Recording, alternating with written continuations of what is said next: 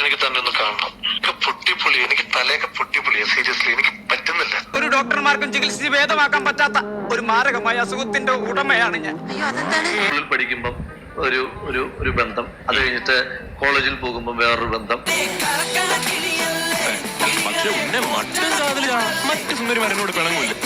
അത് കഴിഞ്ഞിട്ട് തൊഴിൽ അന്വേഷിച്ച് നടക്കുമ്പോഴത്തേക്കിന് ഇതൊന്നും അല്ലാത്ത ഒരു ബന്ധം. എന്റെ സ്വഭാവം നിങ്ങൾക്ക് അറിയില്ല. ഞാൻ വളരെ മോശമായി പെരുമാറുന്നവളാ. ജീവിതത്തിൽ ഒരുപാട് പെണ്ണുങ്ങളെ കണ്ടിട്ടുണ്ട്, പുറകെ നടന്നിട്ടുണ്ട്, മറച്ചിട്ടുണ്ട്. ഒക്കെ ശരിയാ. വേണ്ടി ഒന്നിച്ച് ഒരു ട്രൂപ്പ് സഹകരിക്കുന്ന പെൺകുട്ടികളെ നമ്മുടെ സഹോദരികളായിട്ട് വേണം കാണാൻ. പല കാലഘട്ടത്തിൽ പല ബന്ധങ്ങളാകാൻ പാടുണ്ടോ എന്ന് ചോദിക്കുന്നത്. ഞാൻ പറയുന്നത് അതൊക്കെ നമ്മുടെ ഓരോ വികാരങ്ങളാണ്.